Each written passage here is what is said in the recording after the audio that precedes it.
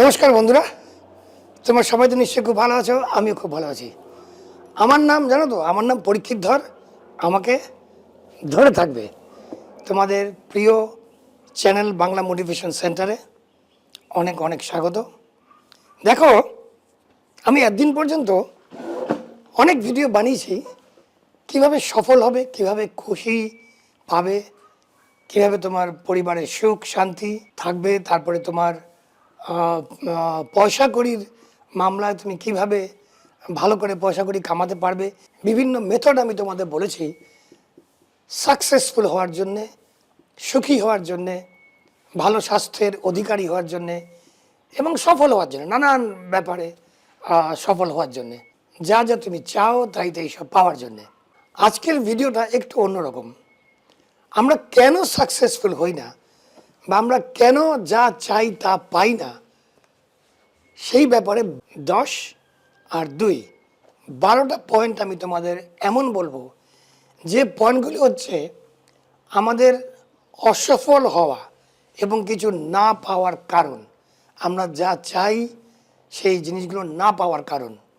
এই ভিডিওটা একটু অন্যরকম, কাজেই তোমরা দেখতে থাকো। আমরা যারা আনসাকসেসফুল বা তোমরা যারা আনসাকসেসফুল, তোমরা যারা সবসময় মনে করো কিছু পাওনি, সফল হচ্ছ না, প্রথম কারণ হচ্ছে আমরা কোনো 1 নম্বর পয়েন্ট, আমরা কোনো গোল সেট করি না। আমাদের সামনে কোনো মাইলস্টোন নেই। আমরা জানি না আমরা কোথায় যাচ্ছি, আমরা কনফিউজড। আমাদের মাথার মধ্যে লোকেরা এমন সব আইডিয়া ঢুকিয়ে দেয়, নানান রকমের আইডিয়া।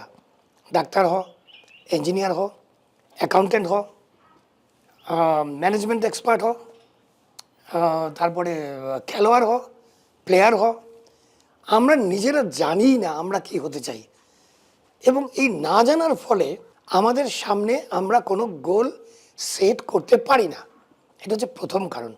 পয়েন্ট নাম্বার 1, আমরা যারা অসফল, যারা কিছু পাই না, তাদের কোনো গোল থাকে না, কোনো মাইলস্টোন থাকে না। আমরা জানি না আমরা কোথায় যেতে চাই। এটা হচ্ছে পয়েন্ট নাম্বার 1। পয়েন্ট নাম্বার 2, আমরা রিস্ক নিতে পারি না, আমরা অ্যাভয়েড করি। পারি না কথাটা বলা ভুল, আমরা অ্যাভয়েড করি। আমরা রিস্ক নেওয়া ব্যাপারটাকে, নতুন কিছু শুরু করার মধ্যে যে একটা রিস্ক থাকে, সেটা আমরা অ্যাভয়েড করি, ভয় পাই। যদি এটা হয়ে যায়, যদি রাস্তায় নামলেই গাড়ি চাপা পড়ি, এই রাস্তায় নামলেই যদি গাড়ি চাপা পড়ি, এই যে মানসিকতাটা, এটা আমাদের কোনো দিনই রাস্তা পার হতে হেল্প করে না। অর্থাৎ আমরা যে কোনো রিস্ক বা যে কোনো অ্যাডভেঞ্চারাস কার্যকলাপ থেকে আমরা দূরে সরে থাকি। আমরা চাই বাকিরা করে ফেলুক, আমরা পরে করবো, আমরা দেখি ও রাস্তাটা পেরোতে পারে কি না। ও যদি পেরোতে পারে তাহলে না হয় চেষ্টা করব। হয় কি, সুইমিং পুলের ধারে গিয়ে আমরা সারাক্ষণ একটু পা ডুবিয়ে, একটু হাত ডুবিয়ে জলের টেম্পারেচার মাপি, অথবা বোঝার চেষ্টা করি যে যেখানে আমি নামবো জলটা কত গভীর। এর ফলে কী হয় জানো, সারা জীবন আমরা জল মাপতে থাকি, জলে আর নামতে পারি না। অর্থাৎ পয়েন্ট নাম্বার 2 হচ্ছে আমরা সমস্ত রকমের রিস্ক বা অ্যাডভেঞ্চার বা নতুন কিছু আমরা অ্যাভয়েড করি। এবার যাচ্ছি পয়েন্ট নাম্বার 3। পয়েন্ট নাম্বার 3-এর উপরে আমি আলাদা করে ভিডিও বানিয়েছি। আমরা প্রোক্রাস্টিনেট করি। প্রোক্রাস্টিনেটের বাংলা হচ্ছে বিলম্বিত। আমরা বিলম্ব করি, কাজটাকে পিছিয়ে দিই। কালকে করব, আগামীকাল করব, পরশু করব। অনেক লোককে আমি জানি তারা অনেক কিছু করতে চায়, কিন্তু তারা অপেক্ষা করে আরও কয়েকটা দিন যাক, আমার সামনের মাসের মাইনেটা চলে আসুক, তারপরে দেখছি পারি কিনা। এই সামনের মাসের মাইনে তো চলে আসে, কিন্তু খরচ করে ফেলি, কিন্তু যেটা করতে চাই সেটা আর করা হয়ে ওঠে না। প্রোক্রাস্টিনেশন এটা একটা বিশাল বিশাল বড় রোগ। বিশেষ করে তোমাদের যাদের কম বয়স, তাদের মধ্যে আমরা কাজ পিছিয়ে দিই। আমাদের মাথায় দুটো ব্রেন আছে। একটা হচ্ছে ফ্রন্টাল ব্রেন, সামনের দিকে থাকে, একটা পেছনের দিকে। আমাদের যে মাথার যে ফ্রন্টাল, এটা একটা নাম আছে, ফ্রন্টাল কোর বা সামথিং, ভুলে গেছি, আমি তো ডাক্তার নই, মনে থাকে না। তো মাথার সামনের দিকে ব্রেনটা আমাদের বলে এটা কর, এটা কর, এটা কর। পেছনের যে ব্রেনটা, যে মূল ব্রেনটা, সেটা চায় আমরা যেন আরামে থাকি, আমাদের জন্য কোনো বিপদ না হয়, আমরা যেন সবসময় প্রোটেক্টেড থাকি। মাথার সামনের ব্রেনটা যেই বলে এটা কর, এটা কর, পেছনের ব্রেনটা বলে না করিস না, রিস্ক আছে, রাস্তা পার হবি না, ওই গাড়ি আসতে পারে, চাপা পড়ে মারা যাবি। সঙ্গে সঙ্গে আমরা আমাদের সুইচ অফ করে দিই। অর্থাৎ আমরা প্রোক্রাস্টিনেট করি, কালকে করব, পরশু করব, আগামীকাল, সামনের মাসে, সামনের বছর। সেই আগামীকাল, আগামী সপ্তাহ, সামনের মাস, সামনের বছর কোনোদিনই আসে না, এবং মৃত্যুর সময় আমরা মনে করি যে ইস, ওই কাজটা করতে পারলাম না। ইংরেজিতে একটা কথা আছে, if you want to sing a song, sing it now. কোনো গান যেন তোমার না গাওয়া না থাকে, তুমি যে গানটা গাইতে চাও গেয়ে ফেলো, তারপরে দেখা যাবে, ভালো লাগলে লাগবে, কারুর নাহলে না লাগবে, তোমার তো ভালো লাগছে। সো পয়েন্ট নাম্বার 3 ছিল প্রোক্রাস্টিনেশন বা বিলম্বিত করা। মানে আমরা বিলম্ব করছি যে কোনো একটা কাজকে, ফেলে রাখছি যে পরে করব বলে। এটা হয়ে গেল পয়েন্ট নাম্বার 3। এবার পয়েন্ট নাম্বার 4। এই 12টা আঙুল কিন্তু আমি একসঙ্গে দেখাতে পারবো না। পয়েন্ট নাম্বার 4 হচ্ছে আমরা আমাদের ভুল থেকে কিছু শিখি না। We don't learn from our mistakes. আমরা যেসব ভুল করেছি, আমি অবশ্য বলি কোনো কাজই ভুল না, করে ফেলো কাজটা, কিন্তু কিছু কিছু কাজ আমরা বোকার মতো করে ফেলি। যেমন আবার সেই রাস্তা পার হওয়ার গল্পটা বলি। ভুল কাজ হচ্ছে যে গাড়ি আসছে দেখেছি, কিন্তু আমরা রাস্তাটা পার হতে চেষ্টা করলাম, গাড়ি চাপা পড়ে মারা গেলাম। এটা হচ্ছে ভুল। মরে গেলে তো মরেই গেলে, কিন্তু যদি হাত পা ভেঙে বেঁচে থাকো, এর পরের বার আবার সে একই কাজ করবে। গাড়ি আসছে, তুমি গাড়িটা দেখেছো আসছে, তবুও তুমি রাস্তাটা পার হতে গেলে আবার হাত পা ভাঙলে। তোমার তোমার যে অর্থোপেডিক্স আছে সে বললো তোমাকে যে আবার হাত পা ভেঙেছেন, তুমি বলবে হ্যাঁ আবার ভেঙেছি, কী করবো বলুন, ভুল হয়ে গেছে। থার্ড টাইম আবার সে একই কাজ করবে। থার্ড টাইম তোমাকে তোমার অর্থোপেডিস্ট, তোমার যে হাড়ের ডাক্তার, তোমাকে তার চেম্বার থেকে বের করে দেবে, আপনি যান মশাই, বারবার এক ভুল করে ফিরে আসছেন। আর আমি যেটা বলি যে কাজটা করে ফেলো, সেটা হচ্ছে রাস্তার ধারে যাও, দেখো গাড়ি আসছে কিনা, তারপরে ক্রস করো, সেটা হবে সঠিক পদক্ষেপ। এবার পয়েন্ট নাম্বার 5, আঙুল দেখাই, পয়েন্ট নাম্বার 5। আমরা আমরা আমাদের কাছে যা আছে সেটার জন্য কৃতজ্ঞ নই, সবসময় খালি হায় হায় করি নেই নেই। এই যে আমার কাছে পাম ট্রি আছে, গোলাপ ট্রি আছে, মানে পাম গাছ দেখাবো আমি তোমাদের, গোলাপের গাছ আছে, আমি হায় হায় করি যে আমার কাছে একটা পদ্ম ফুলের গাছ নেই, আমার কাছে একটা জবা ফুলের গাছ নেই। আমি কিন্তু খুব সাধারণ এক্সাম্পল দিই যাতে তোমরা চট করে বুঝতে পারো। এই যে হায় হায় স্বভাবটা, আমরা কৃতজ্ঞ নই, উই আর নট গ্রেটফুল। আমরা গ্র্যাটিটিউড এক্সপ্রেস করি না।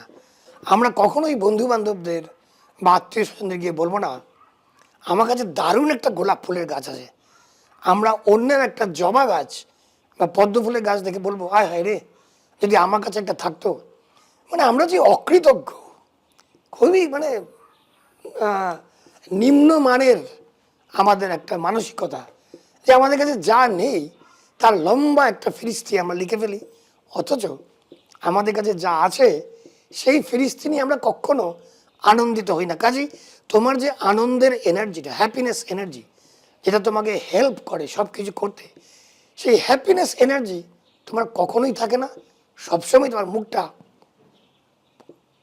গুমরা হয়ে থাকে, গোমরা হয়ে থাকে মুখটা, বুঝলে? এটা গেল কত নাম্বার? এটা গেল 5 নাম্বার। আচ্ছা, আরেকবার চেষ্টা করবো, 10 অব্দি চেষ্টা করবো আঙুল দেখানোর, তারপরে আর পারবো না, তারপর 12, 11 আর 12 দেখাতে পারবো না। এবার যাচ্ছি পয়েন্ট নাম্বার 6। পয়েন্ট নাম্বার 6টা আমাদের বাঙালিদের জন্য প্রচণ্ডভাবে প্রযোজ্য। আমরা আমাদের হেলথের কেয়ার করি না, আমরা আমাদের স্বাস্থ্যের কেয়ার নিই না। স্বাস্থ্য ভালো না থাকার কারণে আমরা অনেক কিছু করতে পারি না। তুমি দেখবে বাংলায়, পশ্চিমবঙ্গ হোক বা বাংলাদেশে হোক, অ্যাসিডিটির ট্যাবলেট প্রচণ্ড বিক্রি হয়। অ্যাসিডিটি, সারাক্ষণ পেটে অ্যাসিড, একটা পাতলা শরীরে একটা নোয়া পাতির মতো একটা ভুঁড়ি, বুকটা সরু, পেটটা বড়, কোমরটা আরও সরু, পেছনটা আরও সরু, অদ্ভুত একটা আরশোলার মতো চেহারা বা ডেও পিঁপড়ের মতো চেহারা আমাদের। আজকালকার নতুন নতুন ছেলেরা অবশ্য, তোমরা যারা ইয়াং যুবক যুবতী, তোমরা অবশ্য দেখেছি দৌড়াদৌড়ি করো, জিমে যাও, which is good, which is very good. দেখো, স্বাস্থ্য না থাকলে তুমি কিচ্ছু করতে পারবে না।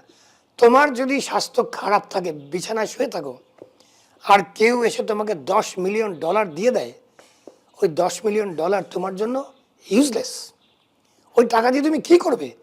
তুমি তো উঠে দাঁড়াতেই পারছো না। কাজেই আমি কিন্তু খুব স্বাস্থ্য চর্চা করি, যদিও বাঙালি ট্র্যাডিশনে আমার এই ছোটোখাটো শরীরে আমারও একটা ছোট্ট নোয়াপাতির মতো ভুঁড়ি আছে, কিন্তু আমি চেষ্টা করি যে ওটা যেন কমে যায়। আমি দৌড়ই, আমি হাঁটি, আমি আসন করি, ব্যায়াম করি, আমি ওয়েট লিফটিং করি, সামান্য কম কম, আমার বয়সে যতটুকু করা উচিত। আর আমি কোনো দিন কোনো অ্যাসিডিটি বা অ্যান্টাসিড আমি কখনো খাই না। আমি দেখেছি কলকাতায় সবচাইতে বেশি বিক্রি হয় প্যান 40 নামে একটা ট্যাবলেট। উল্টো পাল্টা খেয়ে এলো, টপ করে একটা প্যান 40 খেয়ে ফেললো। ওটা সাইড এফেক্ট আছে তো রে ভাই। সারা জীবন তোমাকে যদি তোমার অ্যাসিড দিয়ে ওই প্যান 40 খেয়ে নিবারিত করতে হয়, নিবারিত, ঠিক বললাম তো বাংলাটা, নিবারিত করতে হয়, তাহলে তোমার যে শরীরের ন্যাচারাল জুস সিক্রিশন, সেটা অ্যাসিডিটি হোক বা অ্যালকালিনিটি হোক, সেটা তো নষ্ট হয়ে যাবে। তুমি তোমার ফ্যাক্টরিটাকে বন্ধ করে দিচ্ছ। কাজেই স্বাস্থ্যের চর্চা করো। স্বাস্থ্য চর্চা করাটা খুবই খুবই জরুরি তুমি যদি সফল হতে চাও। এবার যাব পয়েন্ট নাম্বার 7। পয়েন্ট নাম্বার 7টা হচ্ছে টিপিক্যাল অফ ফেলিয়ার্স। মানে যারা যারা ফেল করেছে, যারা যারা ফেল হয়েছে, তাদের জন্য এটা খুব মানে ভেরি ভেরি কমন। তারা তাদের সমস্ত অসফলতার জন্যে অন্যকে দোষ দেয়, অন্যকে দোষ দেয়, অন্য লোককে। মানে তারা যদি রাস্তাটা পার না হতে পারে, তাহলে তারা বলবে যে আমাকে হাত ধরে রাস্তাটা পার করায়নি কেন, সেই জন্য তো আমি রাস্তাটা পার হতে পারিনি। তারা যদি গাড়ি চাপা পড়ে অসাবধানতার জন্যে, তাহলে বলবে ওই ড্রাইভারটা গাড়ি চালাতে পারে না, ওই জন্য আমি গাড়ি চাপা পড়লাম। সর্বসময় দেখবে তারা অন্য লোকের দোষ দিচ্ছে। বাবা আমার জন্য এটা করেনি, বাবা যদি আমাকে ইঞ্জিনিয়ারিং পড়াতো তাহলে আজকে আমি ইঞ্জিনিয়ার হতাম, আজকে আমি রাস্তায় সবজি বেচতাম না। অদ্ভুত উদ্ভট। আমার মা যদি আমাকে একটু ভালোবাসা দিত তাহলে আমি এরকম বকে যেতাম না। সমস্ত দোষ অন্যের। যত দোষ নন্দ ঘোষ, কুণাল ঘোষ নয় কিন্তু, ওনার ছবি আজকাল খুব দেখি এই টিভিতে। তো যত দোষ নন্দ ঘোষ, মানে সমস্ত দোষ অন্যের, ওদের আর কোনো দোষ নেই। ওনারা ধোয়া তুলসী পাতা, ওনারা দারুণ, ওনারা খুব ভালো। অসফল ব্যক্তির এইটা একটা মারাত্মক সাইন।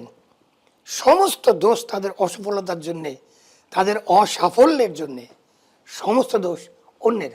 বাবা মা ভাই বোন পাড়া পড়শি বন্ধু বান্ধব, ডাক্তার উকিল ইঞ্জিনিয়ার অ্যাকাউন্টেন্ট ইলেকট্রিসিটি কোম্পানি, গাড়ি বানানোর কোম্পানি, সমস্ত আচার বানানোর কোম্পানি অবধি দোষ। আচার খেয়ে অ্যাসিড হয়েছে, আচারের কোম্পানির দোষ, ওনার দোষ নেই। কাজেই এই যত দোষ নন্দ ঘোষের ব্যাপারটা বন্ধ করতে হবে। এটা হচ্ছে অসফল হওয়ার একটা বিশাল বিশাল পয়েন্ট। এবার যাব পয়েন্ট নাম্বার 5, 6, 7, 8। আঙুলটা দেখাতে পাচ্ছি না। 8 নম্বর পয়েন্ট।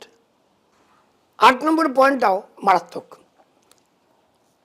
আমরা যারা অসফল বা তোমরা যারা অসফল, তোমাদের কাছে সময়ের কোনো মূল্য নেই।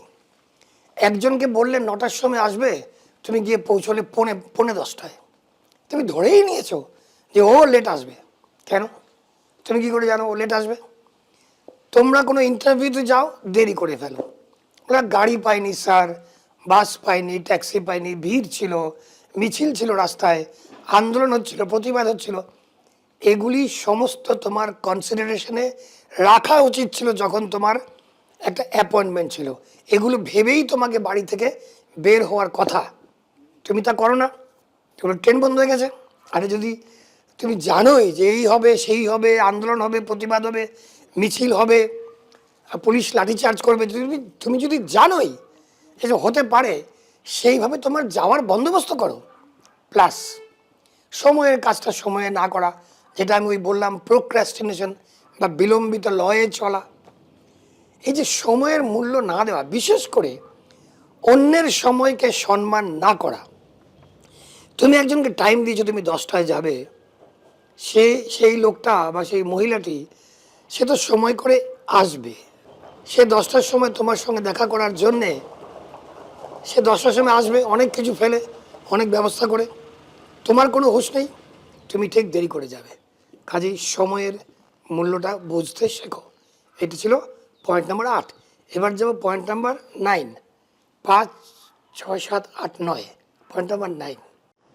পয়েন্ট নাম্বার 9 হচ্ছে যে কোনো পরিবর্তন থেকে দূরে থাকা, যে কোনো পরিবর্তনের সমালোচনা করা, ফিয়ার অফ চেঞ্জ। তুমি যে কোনো পরিবর্তন, যে কোনো চেঞ্জকে তুমি ভয় পাও। কিভাবে? তোমার কাছে একটা নতুন অপরচুনিটি এলো, তুমি ভালোই আছো, সকালে দেরি করে ঘুম থেকে ওঠো, উঠে চাটা খাও, ব্রেকফাস্ট পাওয়া যায় বাপের হোটেলে অথবা তোমার নিজের হোটেলে, যাই হোক, দুপুরে খাওয়া পেয়ে যাচ্ছ, যাচ্ছ কোনো মতে অফিসে, অফিস থেকে তোমাকে একটা ট্রান্সফার করা হলো অন্য জায়গায়, তোমার বয়স কম, যেতেই পারো, কিন্তু তুমি যাবে না, তুমি ভয় পাবে। তুমি বলবে স্যার আমাকে এখানেই রেখে দিন, এখানে আমার ছেলে স্কুলে যায়, মেয়ে স্কুলে যায়, আমার স্ত্রী ওখানে চাকরি করে। তোমাকে হয়তো একটা বিশাল জাম্প দিয়েছে, তোমাকে একটা প্রমোশন দিয়েছে, আরও বড় দায়িত্ব দিয়েছে, তুমি সেই দায়িত্ব নেওয়া থেকে তুমি ভয় পাচ্ছ। আমার চেনা লোক আছে যারা বহু প্রমোশন নেয়নি এবং ট্রান্সফার রিফিউজ করেছে। কাজেই যে কোনো পরিবর্তনকে ভয় পাওয়া হচ্ছে অসফল ব্যক্তিদের আরেকটা সাইন। চট করে বললাম, অনেকগুলো পয়েন্ট, তো বেশি কথা বলবো না, যদিও অনেক কথা বলে ফেলেছি। তো যে কোনো পরিবর্তনকে আমন্ত্রণ জানাও, স্বাগতম জানাও, এবং তার মধ্যে ঢুকে দেখো কোন কোন অপরচুনিটি তোমার জন্য অপেক্ষা করছে। এবার যাচ্ছি পয়েন্ট নাম্বার 10। এইটা আঙুল দিয়ে দেখানো খুব সোজা। পয়েন্ট নাম্বার 10 হচ্ছে অসফল ব্যক্তিরা কারুর কাছে সাহায্য চাইতে পারে না, তাদের ইগোর কারণ, তাদের আত্মসম্মানে লাগে। এগুলি হচ্ছে মেকি আত্মসম্মান। ইগোর নানান অর্থ হয়, আমি আত্মসম্মান কথাটাই ব্যবহার করব। তোমার মান চলে যায়, তুমি যে কারোর কাছে গিয়ে বলবে, একটু এক্সপ্লোর করে বলবে, দাদা এই অবস্থা হচ্ছে, আমি আগামীকাল টাকাটা পেয়ে যাব। হ্যাঁ, তোমাকে সৎ হতে হবে যে আগামীকাল আমি কিছু টাকা পাচ্ছি, আজকের দিনটার জন্য আমাকে 10,000 টাকা ধার দেবেন, আমি কালকে দিয়ে দেবো। এক প্যাকেট মিষ্টি নিয়ে গেলে সে ভালো লোক, সে দিয়ে দেবে তোমাকে, কিন্তু তুমি এই কাজটা করতেই চাইবে না। তোমার আত্মসম্মানে লাগবে যে পাশের বাড়ির ওই ভদ্রলোকের কাছে টাকা চাইবো, এটা কি করে সম্ভব, আমার মান যাবে না, কি মনে করবে উনি ভাববেন আমি গরিব। তুমি তো গরিবই, তুমি তোমার ব্যবস্থা করতে পারোনি, মানে তোমার কাছে টাকা নেই। গরিব শব্দটা তোমার মাথায় ঢুকিয়ে দেওয়া হয়েছে, তুমি গরিব নও, তোমার ওই সময়ে ওই টাকাটুকু তোমার হাতে নেই, তার মানে কি তুমি গরিব হয়ে গেলে? কিন্তু তুমি নিজেকে তুমি গরিব ভাববে এবং নিজের কাছে বারবার প্রমাণিত করবে যে তুমি গরিব। তোমার আত্মসম্মান মারাত্মক, পয়সা নেই কিন্তু আত্মসম্মান আছে। তুমি হয়তো কোনো জায়গায় কোনো অ্যাডমিশন নেবে, তুমি জানো যে অমুক ভদ্রলোককে গিয়ে যদি একটু বলি আমাকে একটু হেল্প করবেন, তুমি যাবে না। তুমি ভাববে যে আমি তো ভালো ছাত্র, তুমি হয়তো আসলে বাজে ছাত্র। ভালো ছাত্র হলে আর তোমার হেল্পের দরকার হতো না। তুমি হয়তো ভাববে যে ওই চাকরিটা অমুককে বললে একটু হয়ে যাবে, তুমি যাবে না। তোমার আত্মসম্মানে লাগবে, তুমি ভাববে যে উনি ভাববেন আমি যদি হেল্প চাই চাকরিটা করে দেওয়ার জন্যে, উনি ভাববেন আমি তো বেকার। তুমি তো বেকারই, তুমি তো আসলেই বেকার। যাও, গিয়ে এক্সপ্লোর করো, লোকের সঙ্গে কথা বলো, অপরচুনিটিগুলি খুঁজে দেখো কোথায় কোথায় আছে, কাকে কাকে কি বললে তোমার কাজে একটু সুবিধা হতে পারে। দেখো, আজকালকার দিনটা না একলা করার দিন নয়, আজকালকার দিনটা হচ্ছে নেটওয়ার্কের দিন। গ্লোবালাইজেশন, সবাই হাত মেলাচ্ছে। এই যে আমি ব্যবসা করি, কত লোকের সঙ্গে আমার নেটওয়ার্ক, সাপ্লায়ার, বায়ার, মিডলম্যান, অনেক লোক, সাধারণ লোক যারা আমাকে টিপ দেয় যে অমুক জায়গায় তমুকটা, তমুক জায়গায় অমুকটা। এই নেটওয়ার্কটা তোমাকে বানাতে হবে, লজ্জা পেও না। অসফল ব্যক্তিদের এইটা একটা মারাত্মক একটা ব্যাধি, একটা অসুখ, যে তাদের আত্মসম্মান একেবারে নাকের ডগায় বসে থাকে, তারা কারোর কাছে কিছু চাইতে পারে না। এবার যাব পয়েন্ট নাম্বার 11। কীভাবে দেখাই? 10 + 1 11। পয়েন্ট নাম্বার 11 হচ্ছে অসফল ব্যক্তিরা লেগে থাকে না, লেগে থাকে না। যেহেতু আমি বহু বছর গুজরাটে থেকেছি এবং এখানে আফ্রিকাতে লোকেদের মধ্যে থেকেছি বহু বছর, আমি দেখেছি যারা সফল তারা লেগে থাকে। মনে করো একটা ব্যবসা খুললো বা একটা চাকরির জন্য পড়াশোনা করছে, একবার ফেল হলো, দুবার ফেল হলো, ব্যবসাটা চলছে না, ব্যবসাটা একটু হয়তো ফেল করেছে, কিন্তু সে লেগে আছে, সে ছেড়ে দেয়নি। এই গুণটা গুজরাটিদের মধ্যে মারাত্মক। ওদের কাছে ফেল বলে কিছু নেই, ওরা যেটা শুরু করবে সেটা শুরু করবেই করবে। এবং 2 বছর 3 বছর, গুজরাটিতে একটা কথা আছে যে একটা ব্যবসাকে দাঁড় করাতে 1000 দিন লাগে, অর্থাৎ 3 বছর। ঠিক আছে? কিন্তু আমরা ভাবি যে আমি ব্যবসা খুলেছি, আমি কালকেই মিলিয়নেয়ার হয়ে যাব। না, তুমি পারবে না। ব্যবসার অন্ধি সন্ধিগুলো তোমাকে শিখতে হবে, এবং সেটা শেখার জন্যে নিজে যদি কাজটা করো, নিজের ব্যবসাটা যদি করো, তাহলেই বুঝতে পারবে কোথায় ভুল হচ্ছে আর কোথায় তুমি ঠিক পদক্ষেপ নিচ্ছ। কাজেই লেগে থাকাটা হচ্ছে সফল ব্যক্তিদের একটা চিহ্ন। আর অসফল ব্যক্তিরা 3 মাস করেই যেই দেখলো চলছে না বা হচ্ছে না, ছেড়ে দিল, ছেড়ে অন্য আরেকটা কিছু শুরু করবে। এই পয়েন্টটা ভীষণ ইম্পর্টেন্ট। যে কোনো কাজ শুরু করো, চাকরি হোক, পড়াশোনা হোক, ব্যবসা বাণিজ্য হোক, প্রেম ভালোবাসা হোক, একটা মেয়ের সঙ্গে বা একটা ছেলের সঙ্গে লেগে থাকলে প্রেম হবেই হবে, বিয়ে হবেই হবে। এবার যাব লাস্ট পয়েন্টে, পয়েন্ট নাম্বার 12। 12টা কীভাবে দেখাবো? 10 + 2। 12 নম্বর পয়েন্টটা, এটা তোমার এনার্জির ব্যাপারে। তোমার চারিদিকে তুমি যদি অসফল ব্যক্তি হও, তাহলে দেখবে তোমার চারিদিকে তোমার যে সাঙ্গপাঙ্গরা সব নেগেটিভিটিতে ভর্তি। সারাক্ষণ লোকের সমালোচনা, সারাক্ষণ কিছু জিনিসের নিন্দা, কোনো সিস্টেম কত খারাপ সেটা, কিভাবে তুমি ঠকে যাবে, কিভাবে এটিএমে কার্ড ব্যবহার করলে তোমার টাকা চুরি হয়ে যাবে, তোমাকে কে কিভাবে ঠকাবে, কোন লোকটা কত পাজি, কার থেকে সাবধান থাকতে হবে, সারাক্ষণ এইসব নেগেটিভ আলোচনা চলছে। তোমার চারপাশে কোনো পজিটিভ এবং সফল ব্যক্তি নেই, থাকলে তুমি অসফল হতে না, কারণ তুমি শিখতে পারতে যে কিভাবে সফল হওয়া যায়। এই পয়েন্টটা ভীষণ ভীষণ ইম্পর্টেন্ট। তোমার যে সাঙ্গপাঙ্গ, বন্ধু বান্ধব, আত্মীয় স্বজন, তারা যদি নেগেটিভ হয়, তারা যদি সবসময় সমালোচনা, নিন্দা, ভুল ধরা, সাবধান করা এইসব করতে থাকে, তাদের অ্যাভয়েড করো, তাদের 2 হাত দিয়ে সরিয়ে দাও, একদম দূরে।